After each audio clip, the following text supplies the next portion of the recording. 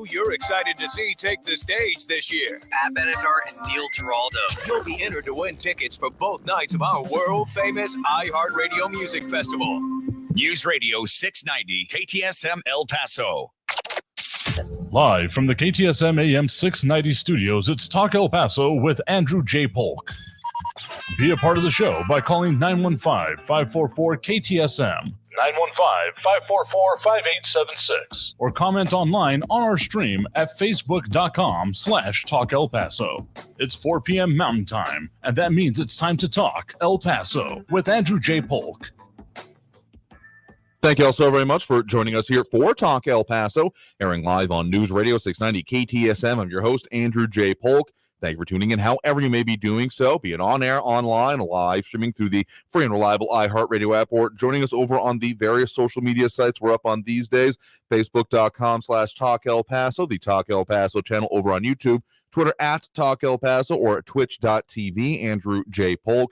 We mentioned all of those ways because, well, we want to be out there in the many ways that we should and can be to be accessible to you all, but also you can chime in on there, as we already have Calvin Williams wishing us all a good afternoon to you as well, and dropping those likes and reacts, which we do appreciate, if only for the algorithmic things that help them with, and also the appreciation that they signify, at least we hope so anyway. Monica Cervantes, Robbie Flores, Calvin Williams, and Flaco Jimenez appreciate all of that, and if I haven't said appreciate enough, I definitely appreciate you appreciating the appreciation. Anyway, we got a lot to talk about here today because there's more than a few things going on state, local, nationally, as is, well, par for the course at this point, but in a lot of topics that we have also specifically discussed. Among many things, you may have heard more than a little bit, including, I do believe, during this top of the hour news break right before the program here, about an advancing Senate vote on gun legislation, including more than a couple of Texas lawmakers. And yes, I appreciate the appreciation as well.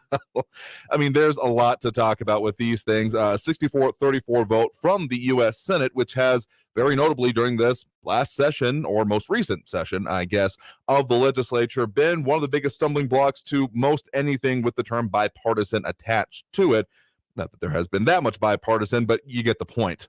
So, among other things, also, Congressman from Texas, Tony Gonzalez, also in the spotlight, got quoted there again at the top of the hour here about his stance on that and relative support for what is coming out of it. So we will delve into that, make no mistake. But also, we have a lot of things going on a little bit more locally, including some pay raises being looked at. One of the major El Paso Independent School District ISDs, as we called it in the announcement post, because, yeah, the amount of compensation there's that task force going in Texas about teacher retention and education in general. And I think that could pretty easily be summed up as, well, besides other intervening things, but it often comes down to what is the compensation and does that justify what the work is required to put into it? So some local action that makes a level of sense. We'll delve into that. And also going to be joined by Estefania Seifert in a pre-recorded interview all about her in-depth work so far into the entire UMC $300+ million proposal and certificate of obligation that would come with it. What has happened, how we've gotten here, and what the next actions are. All of that here. John Brazelton on the gun legislation that, again, has now passed the Senate, saying, I guess, Cornyn is not planning on running again for U.S. Senator. I've heard from some people that were actually a part of the recent Republican convention that was held in other parts of the state, or state Republicans, about the potential for, well, further repercussions from censures that have happened through that particular body, including that of Cornyn, and the possibility for those being censured to no longer be able to run. Now, that sounds like it might be a little bit more than a serious political infight, so I'm not doubting the person who told me this and their sincerity, but I'm not going to hold my breath about it, I guess, is what I'm saying. So, yeah, that's potential here, and so there are enhanced background checks for those under 21. Also, things that may not totally be red flags, but sound like they're pretty similar to red flags and domestic violence provisions here. So a bunch of them. The Texas Tribune has a pretty good write-up on the entire thing, noting in its own way that the legislation does not restrict any rights for existing gun owners. Hey, you see me hitting the doubt button on that ever so slightly. And so again, clarify who needs to register for federal firearms as a federal firearms dealer, and crack down on illegal gun trafficking, including so-called straw purchases, among other things, and $11 billion for mental health services and $2 billion for community-based anti-violence programs. So I think the line about not affecting current gun owners is probably one that you're going to be hearing quite a lot in the whole process of this getting dealt with. Again, the impending midterm elections are weighing more than a little bit in a lot of politicians' minds. And I think it can be more than a little bit read into this as well, including, of course, those that are doing it. But besides Cornyn, we focus, frankly, quite a lot on Cornyn in all of this because he's had a lot to focus on. But there's actually a different elected official in the legislature, in the other body, that is, within the House of Representatives, that of Tony Gonzalez, Republican, representing the Texas 23rd Congressional District. That's the entire eastern edge of El Paso County, all the way to the outskirts of San Antonio, which, of course, notably includes Uvalde in this case here. And he has come out in support of this bill for when it reaches the House for a vote here, actually putting out on Twitter a little bit earlier today, this morning, saying that my name is Tony Gonzalez and I am a survivor of domestic abuse. My stepfather would come home drunk and beat on me and my mother. One night he decided that it wasn't enough and shoved a shotgun in my mother's mouth. I was 5 at the time and not strong enough to fend off wolves.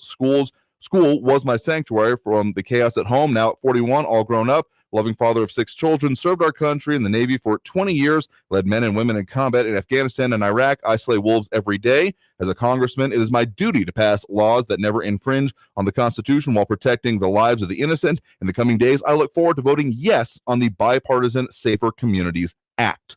So signaling his support, again, that has now been passed out of the Senate and is now, again, making its way to the House floor, where, given that there were, on the Senate side specifically, 14 yes votes from Senate Republicans, which is, again, well past that 60 vote mark total, including, of course, all of the Senate Democrats, that is required to get past any filibusters, and then some. Mitch McConnell, of course, included in that 14-plus number from the Republican side of things. But in the House, it seems like, there wasn't as much of that bright line of can't move forward without at least some bipartisan support. Definitely not here, but it seems like it might be garnering at least some. So it does seem that more likely than not, this legislation will be moving forward and probably reaching the president's desk. That's my current assumption anyway. Things can absolutely change in this sphere, as they often do, rather quickly. Heck, even in the immediate days after what had happened in Uvalde, if you had told me that this would be moving that fast and this quickly and be within a month or so, probably on the president's desk here, give or take. We'll see what actually happens with these votes or any of the procedural things that can often happen with these. So TBD. Still, I would be, even then, mildly surprised. So, yeah, some of the interesting comments coming in on that. Don Browson making, I think, a very apt comment here on the situation there. Had Uvalde's police leaders that day made better and quicker decisions, more kids and teachers would have lived. Yeah, that situation, of course, is also definitely simmering within the state overall. I mean, latest story out from the Texas Tribune on that. Uvalde school police chief, quote, decided to place the lives of officers before the lives of children, end quote, Texas DPS director says. So, yeah, I think that reckoning is also still in the works more, of course, at the state level and probably the local level, I would have to assume, in the Uvalde locality. I do mean in that case. But there's a lot to still be done in many of these spheres. One more local thing I want to get to before we get to that first break and our interview here today. Of course, Socorro ISD is approving pay raises, $2,500 retention stipends for the 2022-2023 school year, and also raising the school district's minimum wage for all positions from $7.25 to $15 per year. So that is a significant change. And also teachers getting a 6% state pay raise, campus administration 5% pay raise, and district administration a 4% pay raise. Definitely seems to be at least part of the response, again, going on and also statewide and looking into what is happening with Texas teachers and the ability to actually keep them around. I don't think anyone would be under the delusion, unless you've been under a particularly large and soundproof rock, that there have not been upheavals in the education sphere when it comes to, not even talking about these most recent issues, but related from the pandemic and what teachers have been expected to do and their, maybe not willingness to just go with the flow in this case. Not saying necessarily that they should, because there's been a lot put on their plate here, and I find myself in the very fortunate position of having had some very great and dedicated teachers over the years, leading me to be able to, among other things, talk semi-intelligently about these issues, but to make sure that the next generation has them is slightly important to me as well. So a little bit more that we can certainly talk about there. But first off, we got to take that next break right now. Coming out of the break, we are going to have that extended interview with Stephanie Seifert, investigative reporter with our news partners over there at KFOX 14, talking about as much as we could cram into a slightly longer interview than intended about the entire UMC situation, what is going on with those proposals, the actions that have been taken, how we got there, and what might be coming next. Some important dates both coming up and might want to be considering on the calendar here. So again, first break of the hour here right now. You're of course listening to Talk El Paso, airing live here on News Radio 690 KTSM. I'm your host, Andrew J. Polk. We'll keep it going and talk about a whole lot more. Comments coming in over on social media, phone line open a little bit later as we do, but otherwise stay tuned for more Talk El Paso here on News Radio 690 KTSM. Don't go anywhere. If you are wondering about, well, with that definite summer here and those ever so slightly nicer temperatures that have been kind of around, if you ever already thought about getting the grill ready for summer, well, you still got time because, well, we always have summer around here, more or less, but it's definitely the season here now. And I got to tell you, a little secret that you can keep in your back pocket between you and all of my friends here on the radio is, of course, those supplies that I get from Enhanced Flavors. EnhancedFlavors.com is the place to find them for all of their 40-plus extra virgin olive oils, flavored olive oils, and of course balsamic vinegars, all of which can go a quite long way to enhancing what you might be putting on the grill. I think about your marinades, think about your rubs, think about your ingredients and things that you want to grill up and really spice up your life with. Can take it to the next level, guaranteed. Well, does it for me anyway. And if you want to find them for yourself, often out there in the community at those farmers markets, including the Country Club Farmers Markets, which happens Saturdays from 10 a.m. to 2 p.m. rather. But you can also, of course, find them online and get it delivered right to your door. Don't have to go out of town to get that great stuff from a local dealer of the best stuff from around the world. Again, enhancedflavors.com is the place to find them. Enhanced with a D, flavors.com. Traffic all day. News Radio 690. On the I-10 eastbound south of Vinton to Artcraft, it's still stop-and-go traffic with 13-minute delays. Got a stalled truck blocking the right shoulder. I-10 westbound at Vinton. I-10 eastbound at Airway, a stalled vehicle blocking the right shoulder. And North Loop Drive westbound at North Carolina, an injury accident there. Take Franklin or Hunter instead. Carrie Edwards, El Paso traffic. This report is sponsored by Staples Stores. Staples Print and Marketing Services helps small business print big with wide format signs and banners. Right now, get $10 off custom printed signs, banners, and posters when you spend $50 or more. Offer ends 7/2. Visit staples.com/this is your sign for details. This is your sign to print big at Staples. Hey, El Paso, Ivan Ochoa, General Manager of Sunland Park Chrysler Dodge Jeep Ram Fiat. We make car buying fast, fun, and easy. And due to high demand, we need trades. So we'll do whatever it takes to get you out of your old vehicle into a new car, truck, or SUV today. Even if you owe thousands more than your trade is worth, we want it, so you can get huge savings on every new and certified pre-owned vehicle in our huge inventory. For a limited time, get $4,000 off MSRP on the all-new 2022 full-size Wagoneer SUV with third-row seating and up to $7,000 off select new Ram trucks. Super low 2.9% APR for 72 months on the all-new 2022 Dodge Charger. All military personnel and all first responders receive an additional discount. Thank you for your service. Trade and upgrade for less during the Make the Switch event at Sunland Park Chrysler, Dodge, Jeep, Ram, Fiat. Where buying a car is fun. At I-10 at Sunland Park Drive or online at sunlandparkdodge.com. Estamos en tu esquina El Paso. El Paso Strong. Includes factory rebate and dealer discount plus TTNL. 2.9% APR is $15.15 per thousand finance. On select vehicles. 0 down with approved credit. Offers not combined. Maybe you've had to put off a health appointment or two during the COVID-19 pandemic. But if you're 45 or older, there's one test you shouldn't put off any longer. That's your regular screening for colorectal cancer. Colorectal cancer is the leading cancer killer, but can be prevented with regular screenings starting at age 45. There are more screening options than ever before, including at-home tests. It takes guts to put your health first. Ask your doctor about your options today and visit cdc.gov/screenforlife for more information. Here's a message just for the attorneys out there. So you passed the bar, joined a firm, or even built your own. Now, are you finding out that you're doing more administration than actual law practice? Lexicon can help. Lexicon is a legal technology provider with over a decade of experience streamlining administrative tasks like timekeeping, billing, and more, so you can focus on maximizing billable hours and increasing client satisfaction. Call 855-4-LEXICON or visit lexiconservices.com/go to learn more. Hey, hon, what you doing with your phone? Do flowers have best friends? I don't know. Hey, look. Whoa. Some answers can only be found in nature. Discover the unsearchable. Visit discovertheforest.org to find a trail near you. Brought to you by the United States Forest Service and the Ad Council. El Paso's News Radio 690 KTSM. Live from the KTSM AM 690 studios, it's Talk El Paso with Andrew J. Polk. To be a part of the show, follow on Facebook at facebook.com/Talk El Paso. Now here's your host, Andrew J. Polk.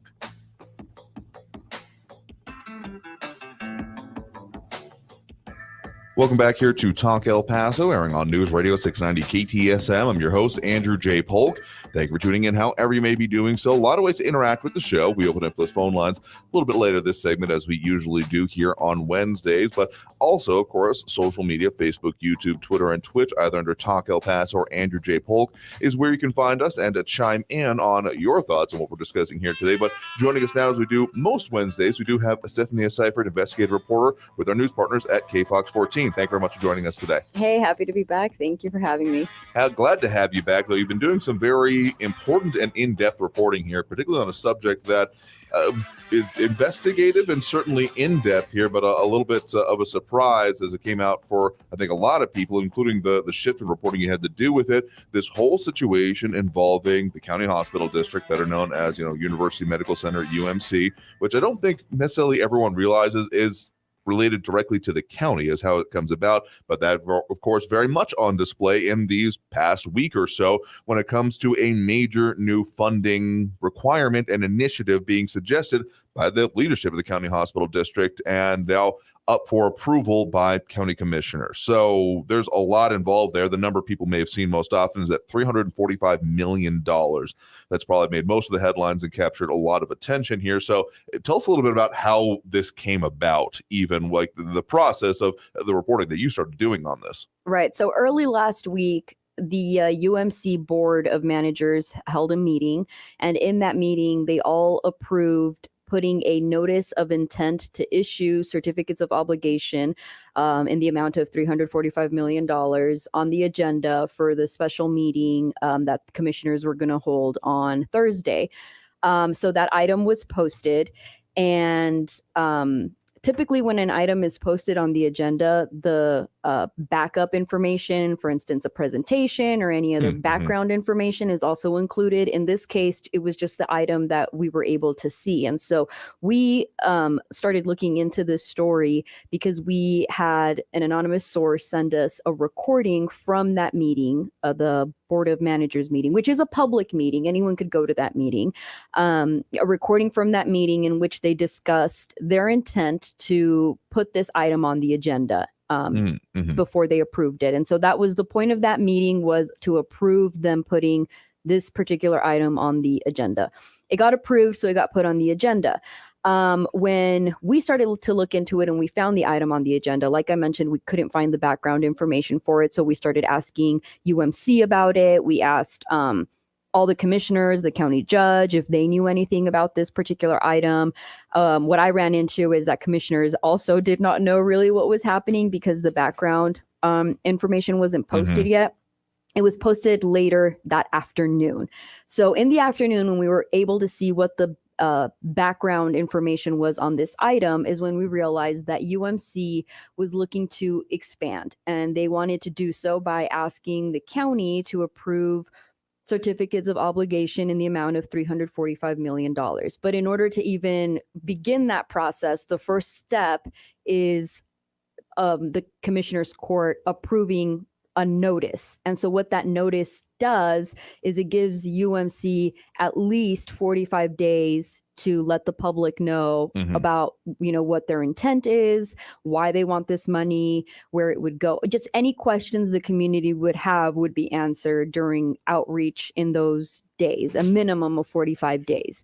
But they can't do that until the notice is approved. And so that is what the item was on Thursday. There was a lot of confusion where people thought that commissioners were voting right then and there on these certificates of obligation. And no, it's just, I guess, formal proceedings, right, of how this goes. That's the protocol. You begin with a notice of intent. And so with the presentation, we found out that they're looking to expand in 5 different areas that include bed capacity, include adding more operating rooms, one that would be able to have the capacity for like burn victims.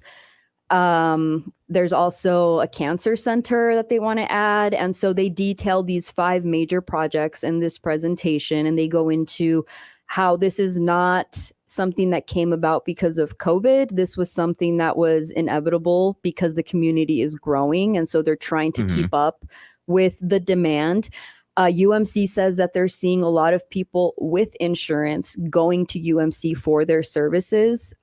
This is something that we had talked about in a previous report I did, where UMC, when we talked about the uncompensated care, they were seeing such a high number in that because people are going there for the unique services that they're offering. And so they're just trying to grow with the community is the way that they presented it to the commissioner's court. So in that meeting on Thursday, after the presentation, obviously commissioners had a lot of questions. They had questions as to why the hospital wanted to do this through certificates of obligation as opposed to a general obligation bond.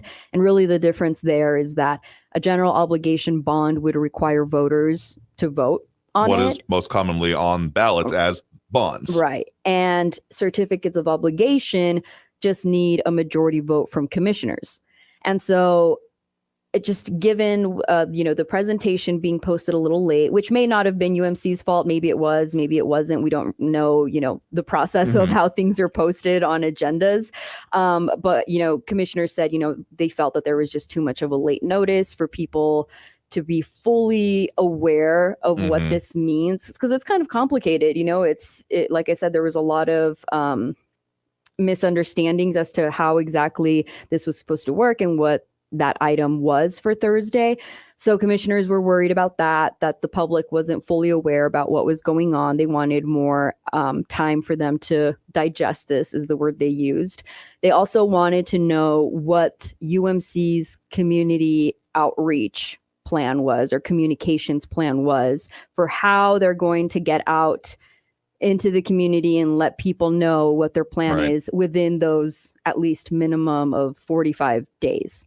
And so basically that meeting ended with UMC going back to the drawing board as far as their communications plan. They have to have that drawn out. They're also going to create a plan to present to commissioners as to why certificates of obligation would be better than a general obligation bond. And they're going to present it at the meeting on June 27th.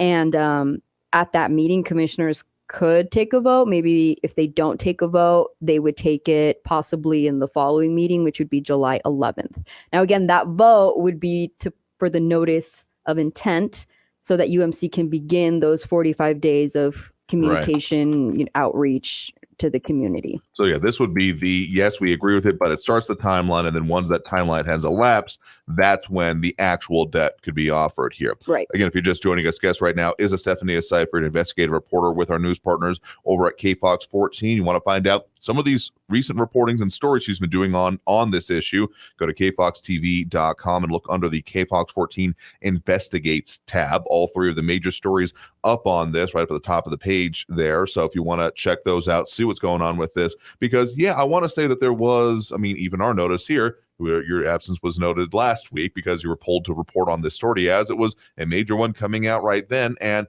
even at that point, during our program at that point last week, the concern was that we were looking at up to $400 million, because that was, again, some of the initial information, including stories being posted by you all about the range being looked at. And that's, sure, we've talked about maybe bigger amounts of money, but particularly locally, that's nothing to sniff at. That is a big chunk of change. So the fact that it came down there from a little bit is interesting. But again, people were very interested / concerned about, okay, what exactly is going on here. So that has come out a little bit more when you're talking about some of the priorities that they have put forth about these expansion areas. How detailed is it at this point? Is it just kind of bullet points saying that this is a concern, or is it, what is the level of detail that is really there so far? It's pretty specific in what they want. Like I said, it's 5 major projects. And going back to your question or your comment about the 400 million initially, so that question was asked during the meeting, that why were initial reports saying 400 million when the presentation only said 345 million?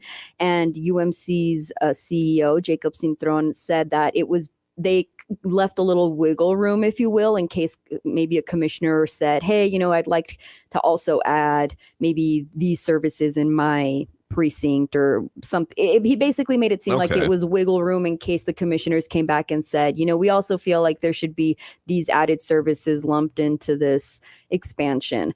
I will say, though, that this number could change come the 27th because the commissioners have also asked UMC to take the recent increase in interest rates into consideration, which would affect the pricing or the cost. Another thing to consider is that a general obligation bond, since it would be have to be taken up for a vote, is pushing the timeline a little bit. So that means that costs will also be a little higher with a general obligation bond simply because of the time frame. We know the longer we wait on something, prices are going up and up. And so we don't really know what we can expect for next month. And if prices will be even higher next month, if they'll stay the same. And that's just a month, right? We're talking here a project that would possibly take, according to Cintron, 15 months. So once this is approved, he does think that it would be a 15-month process until people start to see these facilities or these services if they were approved down the line. Yeah, and again, even just on the literal cost of the bond, one of the major aspects of this increase in interest rates is that money costs more to borrow. So as they put out and actually issue these bonds, again, if approved, that would mean that there would be, some differences in what they're able to offer as bonds. Like they would have to essentially sweeten the deal on their end, meaning it would cost more in the long run to actually see the payoff of it happen. So yeah, the both the literal materials cost. Yeah, we've seen that with some other discussions about bond projects in the recent area and in recent years, but also just in the cost of money, which is a weird phrase, but very applicable here. So we are looking at this on the 27th, you said, that potential vote here, though. I guess what are some of the things that's particularly when we're looking at maybe alternate funding? That's one of your other sources here, El Paso County Hospitals, also that the El Paso County leader asked UMC to look at alternate ways for funding $345 million expansion. What has been some of that further feedback being received from commissioners to the county hospital district? So I will say, I don't think commissioners are opposed to the expansion of UMC. They all made some sort of mention of how important these services are to the community and how they've noticed that it's, a need in the community. Commissioner Carl Robinson, he said that UMC is the reason he is still alive today. He gave an example of, his personal experience as a patient at UMC, and he thinks that you can't put money on the price of someone's, you can't put a price on someone's life is basically what he was commenting. Commissioner Leon, Commissioner Olguin, Stout, Samaniego, all of them made comment of how UMC, they're very proud of the work that they're doing. I think what is concerning to them is the amount that we're talking about. And I think that's why they want to make sure that the public is aware of exactly what is going on and exactly how this process works. And you had asked what if they had just bullet points of what they wanted or like a vague idea or just very specifics of it. And I felt like the presentation was pretty specific in what they wanted. Just the 5 major projects that I had mentioned earlier, their expansion of critical care bed capacity. And that's basically, beds for ICU, more critical care. Surgery and interventional hospital and ambulatory. This is the operating rooms I had mentioned that one of them, they wanted it to be for burn victims so that they don't have to be flown out to other hospitals. Okay. a neighborhood health center for Central El Paso. So this, I had spoken with Commissioner David Stout about, because this is his precinct, the area of Central El Paso. And this is something that he has been wanting to see for a really long time. And he had been pushing, I believe, in the last time that all of those like urgent cares were being built. And so this was something he had asked for in his precinct, because the majority of the people who live in that area are above 65 years old.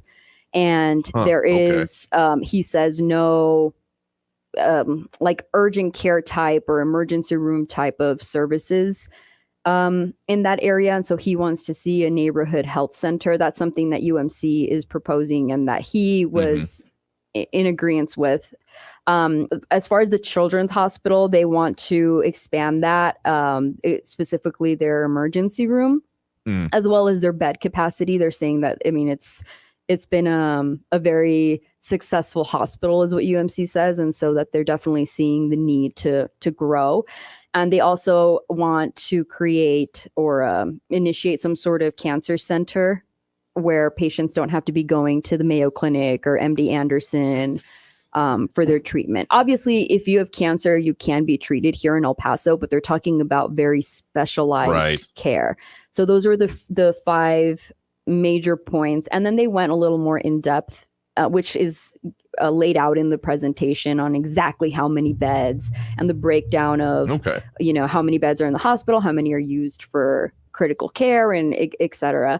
Same with the children's hospital. It's very detailed. It was a very long presentation. And if you all have Twitter, I feel like I did a pretty good job breaking it down in simple terms, given we are given just a few characters on Twitter. So I tweeted, along during the meeting about everything that was being presented. So I think they all, like I said, they all agree that this is a need for the community. And they had also asked what happens if UMC stays, the same while El Paso keeps growing, like what were to happen. And so UMC basically said, we just aren't going to be able to catch up or compete. And this will obviously also require acquiring land. In order to expand. This land, from my understanding, from what was discussed in the meeting, I believe is owned by Texas Tech. And so Commissioner Stout had asked if they could see if there could be some sort of partnership worked out or some sort of deal where it was maybe sold at a decreased amount as opposed to the market value that it's being possibly sold at. So that's something that also is going to be looked into. We had viewers reaching out to us asking if there will be some sort of stipulation in this, if it's approved down the line, where only local contractors, engineers, architects are hired for these projects. That is a question that I've sent out to the Commissioner's Court. I've also to UMC, and so I'm waiting for their response. And that's something that come Monday when the meeting is taking place, I'll hopefully have those answers for you all then as well. Absolutely important stuff there. So, of course, this is just an ongoing thing. And again, the next big date for that going to be on Monday, but you all do have other reporting going on. I mean, this has been a chunk of the last week, certainly, but you do have some other things that are going to be coming up here in short order in terms of other investigative reports you're doing, right? Yes. So this is county. Now we're going to shift over to city. This story actually came about from one of your viewers who commented on how rec centers weren't open. And when he asked the city why they weren't open, the city had said it was a staffing shortage issue. And so I looked into that a little more. There are a lot of openings at the city. And so the story that I'm working on is mainly about what the city is doing about that as far as incentives or bonuses to attract people to apply for those jobs, and what that means for the community as far as, well, if there aren't enough lifeguards, if there aren't enough, employees to staff a rec center, what does that mean for people who want to use these services? So that's what that story is about, and that's what I'm currently working on. Yeah, I think that came up in, remember that from last week, I think, when it came up about or a couple weeks ago when they were activating the cooling centers when we had the heat wave ahead of the whatever weather we're doing now is at this given moment. and was saying they think comment came in about, well, they're not all open because not all the facilities are. So interesting to see the follow-up on that. So, of course, that'll be part of your reporting coming up here. But sitting on top of a lot of things, a lot of irons in the fire with a lot of this reporting here. So, again, a guest right now has been Estefania Seifert, investigative reporter with KFOX 14. You want to find her reports, find her on social media, Twitter, Facebook, etc. We'll post up some of those links on our feed, as well as the KFOX 14 Investigates tab over at KFOXTV.com. So, Estefania, thank you very much for stopping by, telling us a lot about a lot of the things you've been working on and what's going to be coming up here today. Yes, of course. Always a pleasure. And always, please feel free to reach out with your stories. Happy to do so. And again, we'll post that information. And we got to take that next break right now. So coming out of this break, we'll go ahead and open up those phone lines as we do following these interviews on Wednesdays. So we want to call that number 915-544-5876, 915-544-KTSM to chime in with your 2 cents on this or any other things we're talking about here today. That's the number. And also can over on social media, getting to all those comments and calls, as many as we can fit in after this break, with more Talk El Paso here on News Radio 690 KTSM.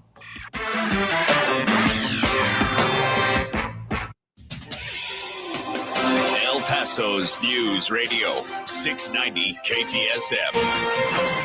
Hello, everyone. This is Robert Olguin with your KFOX 14 News Update. The Socorro School District has approved pay raises and retention bonuses for teachers and school officials. The school district's minimum wage will be increased from $7.25 an hour to $15 an hour. Plus, employees of SISD will receive a pay raise, teachers and support staff a 6% raise, campus administration will get a 5% raise, and district administration will get a 4% raise. A police pursuit ended in a crash in the Lower Valley this morning. Several people were injured in that rollover crash along the border highway. Authorities were in pursuit of a red SUV before that SUV rolled over in the eastbound lanes. Border Patrol officials say migrants were involved in that crash. El Paso Fire says a total of 6 people were taken to a local hospital, 5 of them with minor injuries. 1 of them had life-threatening injuries. This has been your KFOX 14 News Update. I'm Robert Olguin. News Radio 690. Traffic all day.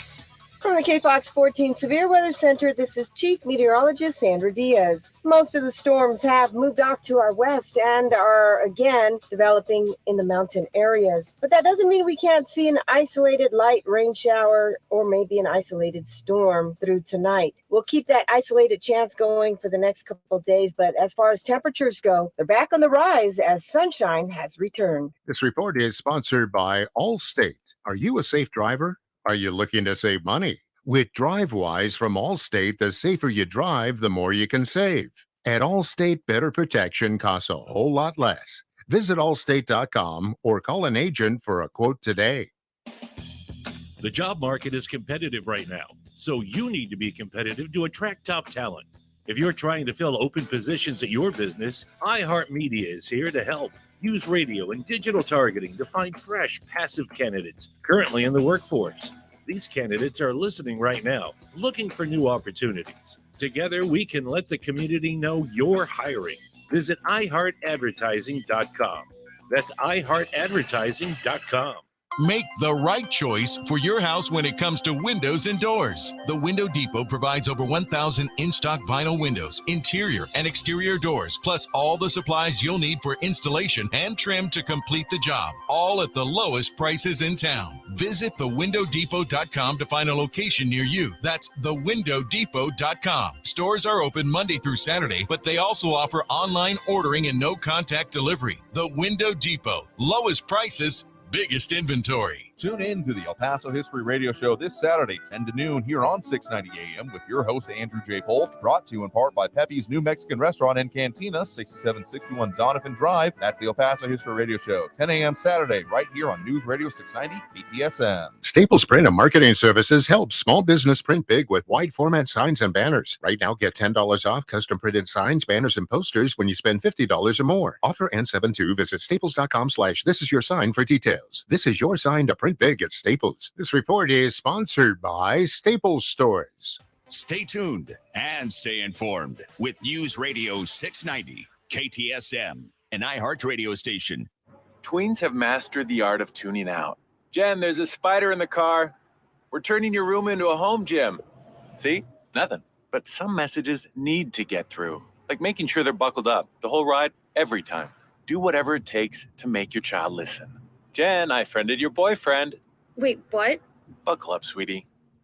Never give up until they buckle up. Learn more at safercar.gov/kidsbuckleup. A message from the National Highway Traffic Safety Administration and the Ad Council. News Radio 690 KTSM.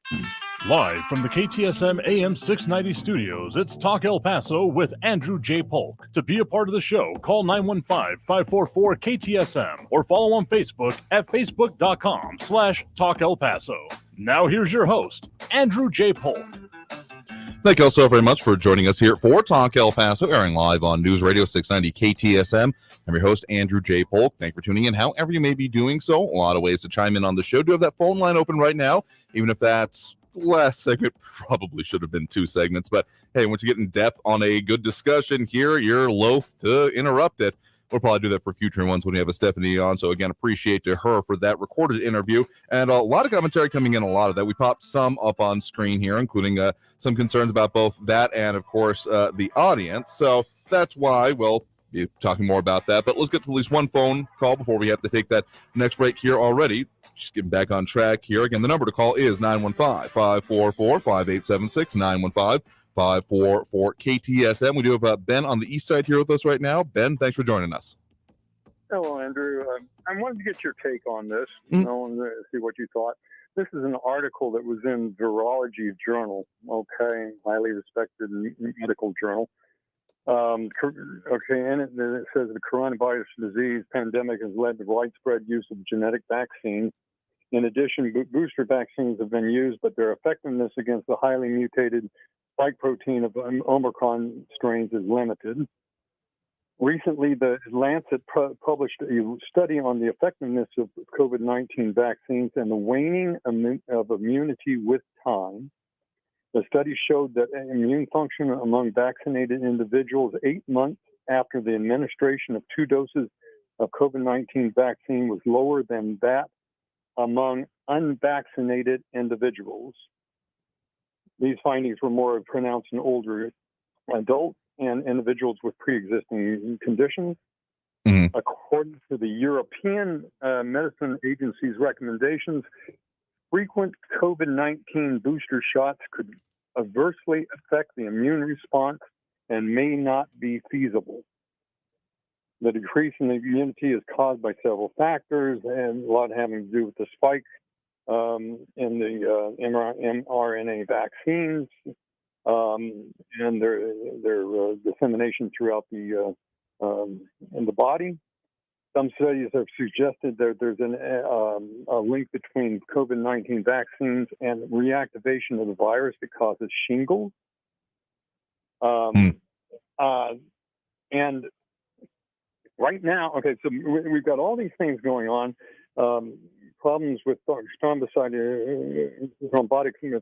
thrombocytopenia or clot problems,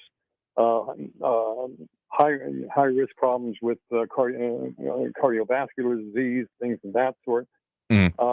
What do you think? Do you think it's a good idea to continue vaccinating people? I mean, yes and no. I mean, it's interesting you brought up the shingles issue there, because that was one of the concerns within my family. There is an individual in it that has actually previously had shingles. We'll say, at least in this anecdotal evidence here, which is always to be taken with a grain of salt, has not happened in this case. But I mean, studies and looking at the risk factors there are always important. I guess part of the way I think about it is that when it comes to vaccines and the issues that can come with them, there is always a subset, more or less, sometimes a guaranteed subset, with those that have issues with the ingredients going into it, allergies, its sensitivities, those kind of things. But anytime there is something new, particularly since mRNA is relatively new compared to other types of vaccines, there's also obviously a level of concern there with what the follow-up, what the long-term is with there. What brings to mind here, what you're mentioning there, is a situation that was brought up kind of in about a year ago, I want to say, what was going on in places such as primarily Israel was brought up, because they had, of course, an incredibly aggressive vaccination campaign. Because whenever it comes to civil defense issues, which this mostly got slotted under for the Israeli government, they don't particularly mess around. So they had an incredibly aggressive campaign and got lots of people inoculated and injected, and they ultimately then saw probably in between that and the advent of the boosters coming out, quite the drop-off because, yeah, that has been one of the issues since the beginning of the pandemic is about essentially the memory cells. There's a specific term here, and I am not a virologist, immunologist, epidemiologist, so take use of terminology with a grain of salt as well. But that's essentially the memory cells that would allow you to continue to have immunity to certain things like this. This is why I know of people in my own life that chose not to be vaccinated and had it 2, 3. I'm aware of even one person who does work in the medical field has had it 4 times, not like as a direct care nurse, but has their own issues with vaccinations and so chose not to take it. So, yeah, the issues I'm certainly aware of, and that's why I'm kind of at least seeing similar things like this come out, debating the idea of any future boosters for myself here. So I guess essentially, yeah, I get what you're saying, and I understand that it is a level of concern, and I'm weighing that myself, most like the rest of you here, because I don't know, having not seen that exact article you're talking about here from Virology Journal, I think you said it was? Virology Journal, right? Virology Journal. Just recently. And also, isn't it kind of interesting that we're the only country in the world that's advocating vaccines for people as young as 6 months old? Only country in the world, and most of the countries are now not even advocating for any more boosters. And also, there's going to be a meeting on June 28th of the FDA, and what they're going to do, they're going to be pushing for release of variations of the original vaccine by Pfizer and Moderna without any human trial. In other words, they're just going to come out and say, we need this. This is what we need to put in our vaccines. And our government is going to say, go for it. I mean, I guess I'm still not surprised about that. There's still a lot being done under this whole broad umbrella of the emergency use authorization. That, yeah, I guess from a probably public health perspective, it makes a level of sense. But at a certain point, particularly as we're getting into years of this, you have to think about, okay, what are we actually weighing the balance of here? Because if there's not even a thought towards public confidence, among other things, I mean, that's been one of the real big underlying issues throughout all of this. I think we are going to be having more problems even down the road because public confidence, of course, or lack thereof in this case, isn't going to just be limited to this. We've been seeing it across a lot of different areas. So by saying that, no, just trust and accept, that never worked with a portion of the population. I feel like that portion of the population has increased slightly as there have been, I mean, even reasonable questions, because when even reasonable questions can't be answered and it's just kind of a shut up and take it kind of analogy, yeah, that sits increasingly less well with increasingly more people. Yeah, I mean, we're talking about variations of a vaccine released on the people without any human trials. Does that, I mean, they're going to put lab rats in, they're going to do that, and then they're going to make us the lab rats to see what happens. Yeah, I think. I mean, is that a responsible response from our government and our FDA? Again, it kind of comes down to, okay, what do they actually expect the outcome to be? If there is reason to believe that will have an effect for a majority of the population, sure. I mean, there might be a responsible way for them to move forward with that. But again, if they're not actually looking at how is it being received? How is it actually being thought of? And these kind of conversations, just kind of brushing them off. You can only do that so long before those chickens come home to roost. So responsible in the short term, perhaps. It's responsible in the long term, increasingly less so is what I will say, if only because of the public perception concerns that come along with this. And in a whole lot of other ways, of course, it's not just related to the vaccine. There have been a whole lot of blunders when it comes to even just how this has been discussed. And the whole mildly dogmatic, trust the science, just go along with it, which ultimately, in my mind, in a lot of ways, comes down to a don't question, just do, which is never, I don't care who's saying it or what the position is. That is never something that I'm going to be totally just like, okay, let's do it. I mean, I'm going to want answers to these situations, and the lack thereof, not going to sit increasingly well. So again, in short, yes and no, responsible and increasingly irresponsible here. So thank you for the point in the call. We got to take that next break right now so we can hit some of these very important points here. So we'll take more calls as we come into these next segments. So stay tuned. More Talk El Paso here on News Radio 690 KTSM. And your host, Andrew J. Polk. More coming up after this break here on News Radio 690 KTSM. Stay tuned. Traffic all day. News Radio 690 On your El Paso traffic, westbound of the Gateway West at Westmoreland Drive, there's an injury accident. Airway Boulevard just past that already, pretty slow. Expect delays there. I-10 eastbound at Executive Center Boulevard, right lane there blocked by a vehicle. Dyer, northbound at Diana, accident reported. And an injury accident, Pebble Hills Boulevard eastbound at Ivanhoe, just before Lee Trevino. It's Kerry Edwards, El Paso traffic. This report is sponsored by Allstate. Are you a safe driver? Are you looking to save money? With DriveWise from Allstate, the safer you drive, the more you can save. At Allstate, better protection costs a whole lot less. Visit allstate.com or call an agent for a quote today. Hey El Paso, Ivan Ochoa, General Manager of Southern Park Chrysler Dodge Jeep Ram Fiat. We make car buying fast, fun, and easy. And due to high demand, we need trades. So we'll do whatever it takes to get you out of your old vehicle into a new car, truck, or SUV today. Even if you owe thousands more than your trade is worth, we want it. So you can get huge savings on every new and certified pre-owned vehicle in our huge inventory. For a limited time, get $4,000 off MSRP on the all-new 2022 full-size Wagoneer SUV with third-row seating and up to $7,000 off select new Ram trucks. Super low 2.9% APR for 72 months on the all-new 2022 Dodge Charger. All military personnel and all first responders receive an additional discount. Thank you for your service. Trade and upgrade for less during the Make the Switch event at Southern Park Chrysler, Dodge, Jeep, Ram, Fiat. Where buying a car is fun. At I-10 at Southern Park Drive or online at southernparkdodge.com. Estamos en tu esquina El Paso. El Paso Strong. Includes factory rebate and dealer discount plus TTNL. 2.9% APR is $15.15 per thousand finance on select vehicles. 0 down with approved credit. Offers not combined. I'm Scotty Clark from Scott Heating, Cooling, and Plumbing. Department of Energy guidelines on attic insulation have changed significantly since many of our homes were built here in the El Paso area, and energy costs are rising at an alarming rate. Scott Heating, Cooling, and Plumbing can dramatically improve your home's energy efficiency by professionally installing 13 inches of high-performance fiberglass insulation to a typical 2,000 square foot attic for less than $42 a month. So what are you waiting for? Call Scott Heating, Cooling, and Plumbing today for a free estimate at 595-4529. The El Paso Community Foundation supports the causes you feel passionate about here in the Borderland, whether it's education, social services, arts and culture, the environment, health, or economic development. The El Paso Community Foundation has been promoting philanthropy and progress in our hometown region for more than 45 years. Make your mark with us. Start a fund today. For good, for El Paso, forever. Learn more at epcf.org. That's epcf.org. Overcoming drug addiction was difficult, but I found the path to recovery that worked for me. The road to recovery is different for everyone. Find the path that works for you.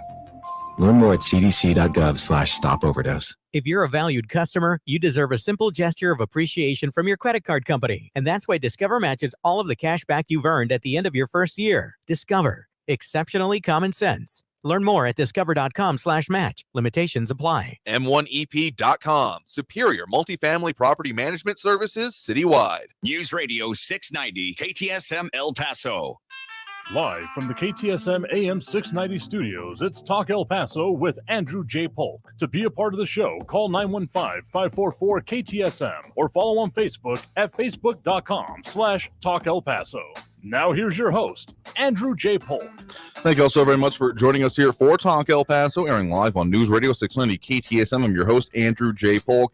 That's about going to do it for us this hour, but don't worry, we'll be back, of course, here in the 5 o'clock Mountain Time hour with more discussion about all the things affecting us here in the Borderland. A lot of comments coming in, a lot of calls that we'll deal with as well. So if you want to get on the line ahead of that, 915-544-5876, 915-544-KTSM.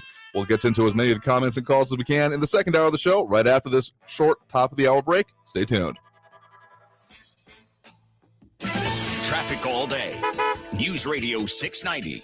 On your El Paso traffic, westbound of the Gateway West at Westmoreland Drive, there's an injury accident. Airway Boulevard just past that already, pretty slow. Expect delays there. I-10 eastbound at Executive Center Boulevard, right lane there blocked by a vehicle. Dyer, northbound at Diana, accident reported. And an injury accident, Pebble Hills Boulevard eastbound at Ivanhoe, just before Lee Trevino. It's Kerry Edwards, El Paso traffic.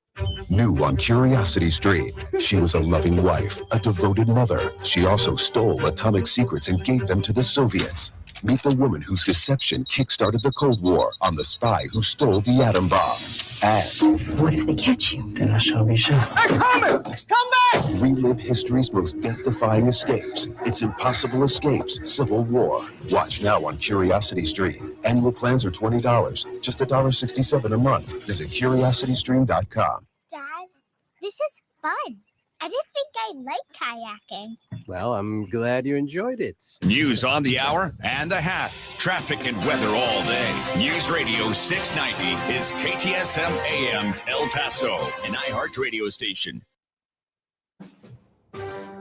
NBC News Radio, I'm Brian Shook. A South Texas mayor is blaming the Texas Department of Public Safety for bad information given out about a deadly school shooting.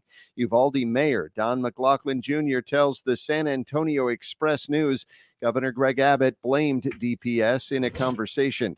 An Abbott spokesperson says a room full of law enforcement from various agencies told the Republican governor their actions prevented more loss of life. Almost all hospitals in Afghanistan's Urgan district are full after a deadly earthquake.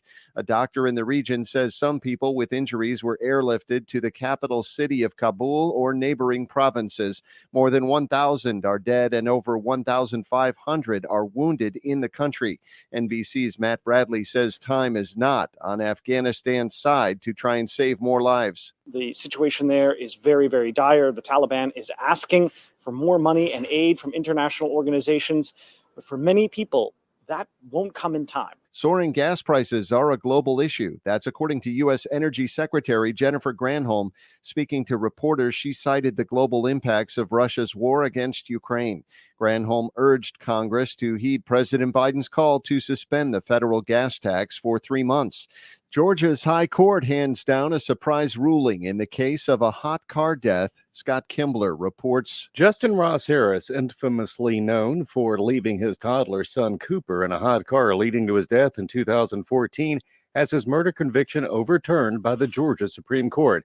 Harris still maintains a felony conviction of sexual acts with a minor, though it is unclear if that conviction will keep Harris in prison. It is now up to a Cobb County DA whether to retry Harris. As of right now, the DA is asking the High Court to reconsider. You're listening to the latest from NBC News Radio. The Department of Justice is settling its lawsuit with Facebook over its alleged discriminatory housing advertising. The DOJ claimed the parent company Meta targeted users with housing ads based on algorithms that relied partly on characteristics protected under the Fair Housing Act, like race, national origin, and sex. The settlement, which still needs to be approved by a federal court, would require Meta to stop using a special audience tool for housing ads. I'm Phil Hewlett. The CDC is urging gay and bisexual men in Florida to get a meningococcal vaccine. This comes after what it's calling one of the worst outbreaks among gay and bisexual men in U.S. history. The CDC is also recommending men in these groups also get the shot if they're traveling to Florida.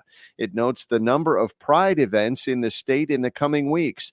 A key part to Mayor Eric Adams' subway patrol plan is being shelved. Lisa G. reports. Solo officer patrols were going to start in the subways, but not after an officer was assaulted in Brooklyn Tuesday night with no backup to help. Here's what Mayor Adams has to say now. One would have the back end and walk through. One would have the front end and walk through. Both the NYPD and the police union say there will be 2 officers spread out on every train patrol, but inside of one another. Mayor Adams was trying to make the case for solo patrols, saying it's something he did when he was a member of the NYPD. A large sunspot facing towards Earth could cause radio blackouts if it bursts.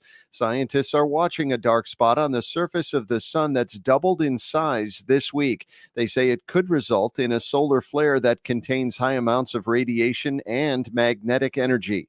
That flare might impact the upper levels of Earth's atmosphere that are used for communication signals, which in turn could lead to radio and navigation system blackouts. Brian Shook, NBC News Radio. Now your chance to win $1,000. Just enter this nationwide keyword on our website. Green. That's green.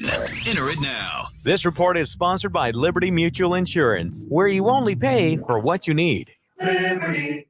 Nobody should have to pay for one-size-fits-all insurance coverage. Liberty Mutual customizes your car and home insurance so you only pay for what you need. Liberty, liberty, liberty, liberty. iHeartRadio Earth is here with little tips for a healthier planet.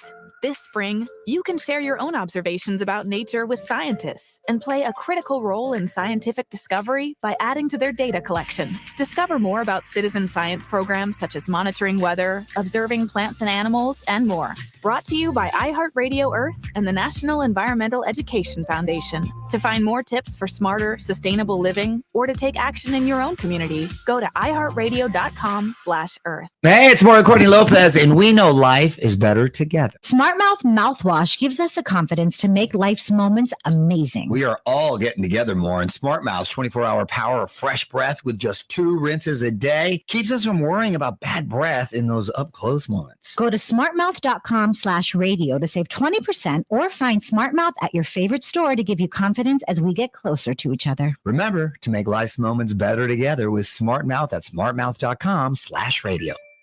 Did you just look down at your phone? You did it again, didn't you? You know, you're flying down the road in a 3-ton hunk of steel, and a text takes your eyes off the road for an average of 5 seconds. At 55 miles per hour, that's long enough to travel the length of a football field and cause some serious damage. Turn it off. Trust me, whatever it is, you'll live. Learn more at stoptextsstopwrecks.org. Brought to you by the Ad Council and the National Highway Traffic Safety Administration. El Paso's News Radio 690 KTSM. Live from the KTSM AM 690 studios, it's Talk El Paso with Andrew J. Polk. To be a part of the show, call 915-544-KTSM or follow on Facebook at facebook.com/Talk El Paso.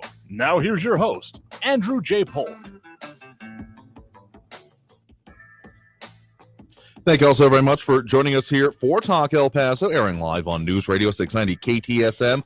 I'm your host, Andrew J. Polk. Thank you for tuning in however you may be doing so, be it on air, online, live, streaming through the free and reliable iHeartRadio app, or joining us over on the various social media pages. We're up on these days, facebook.com/Talk El Paso, the Talk El Paso channel over on YouTube, Twitter at Talk El Paso, or twitch.tv, Andrew J. Polk. Focusing on a lot of issues here today, cramming it in as we often do, because every day seems to be, if maybe not totally complicated in the last, but boy, it does seem like we've been on a crescendo, if you will, if you're going to put it in musical and intensity terms.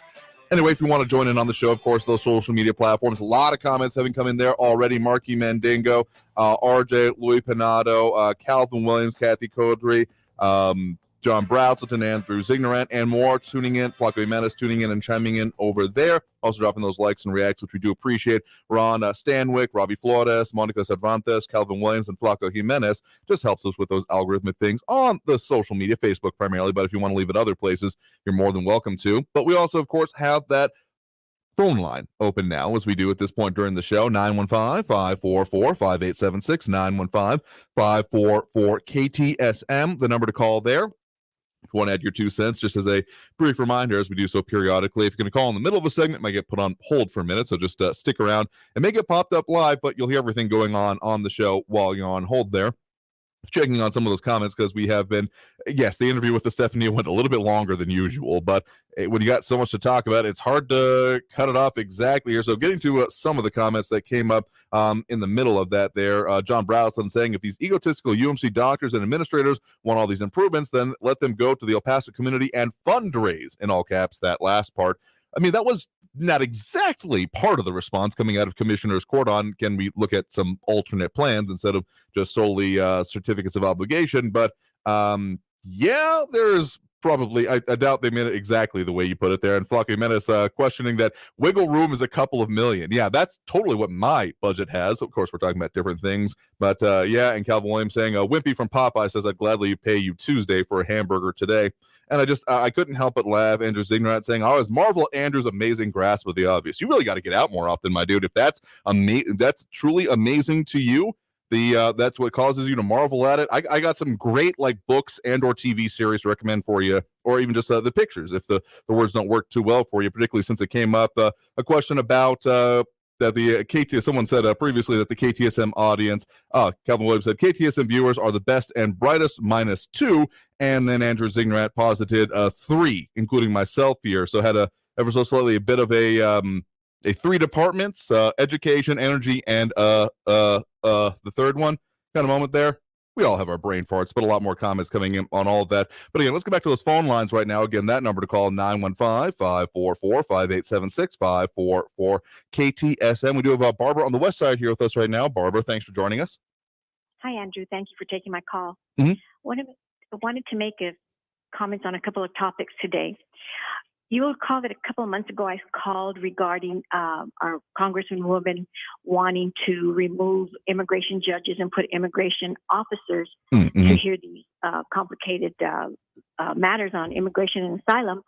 And the officers did not have any legal experience or litigation experience or experience in complicated legal matters regarding asylum. Well, now it's turned out that the Executive Office for Immigration Review is being weaponized and politicized by the Biden administration. They have recently fired 6 immigration judges that President Trump put in there. And the first time ever in the history of the office, they've fired the director.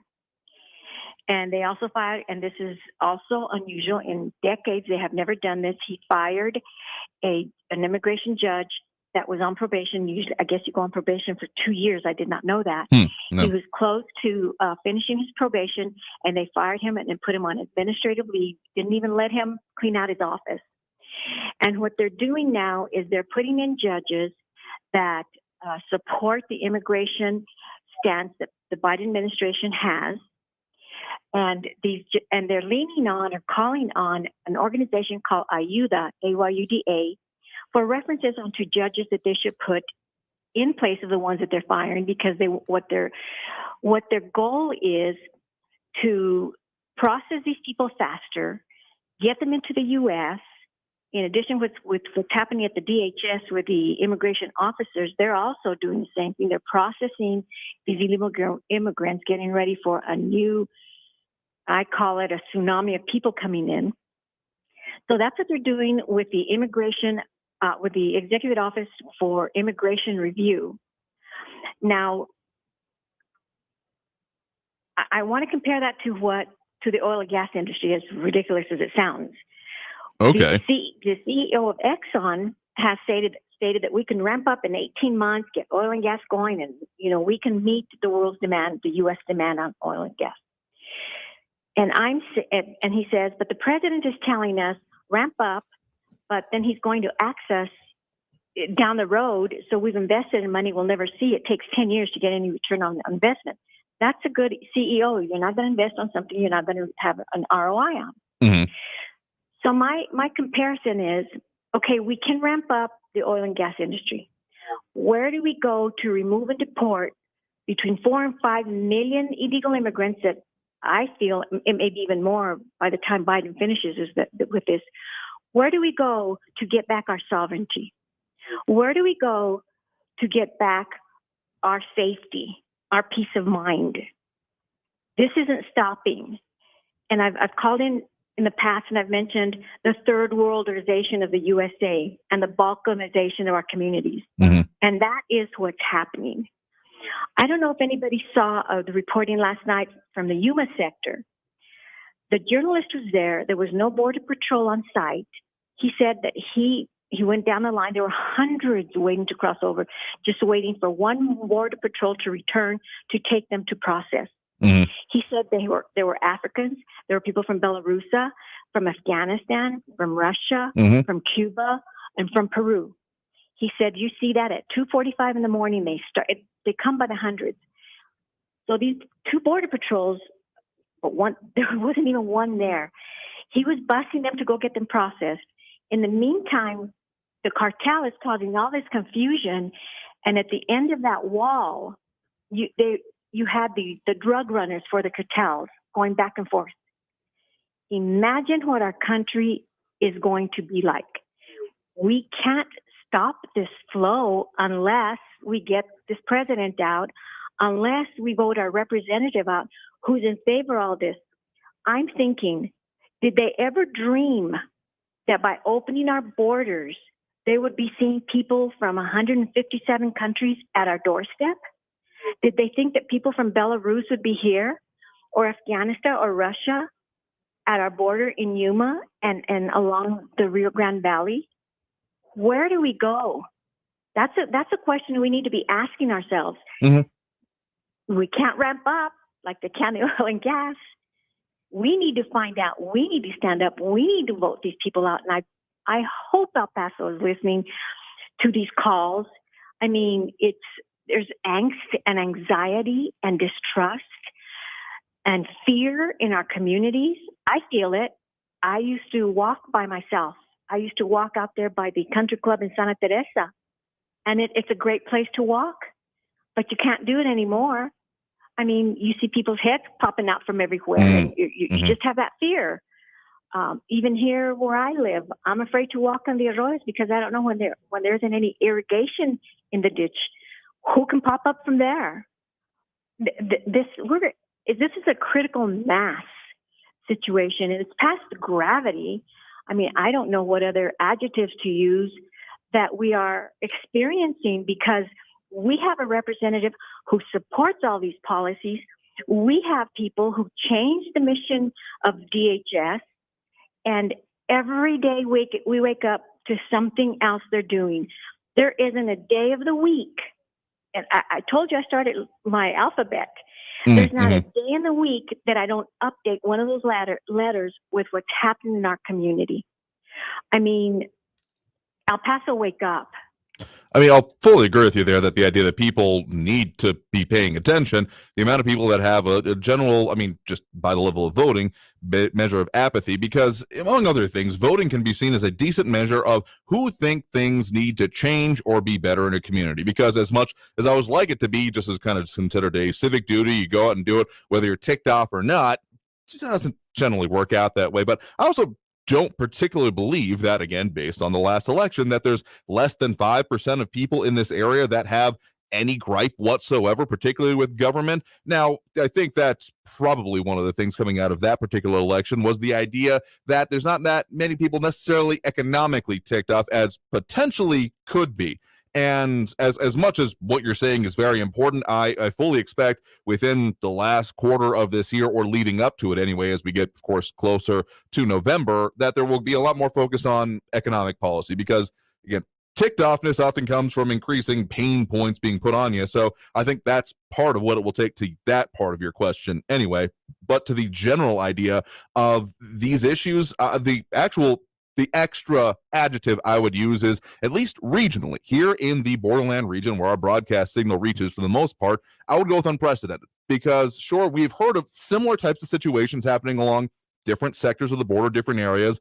I mean, I grew up hearing about, this idea of human rushes happening essentially in the southern border of California, but that was never particularly a feature here that I'm at all aware of during my lifetime, anyway, shall we say. And I don't pretend to be an expert entirely. I know every circumstance that has ever happened within our border sector, but I've tried to do some concerted study on it, and to find something similar to this has eluded me so far, shall we say.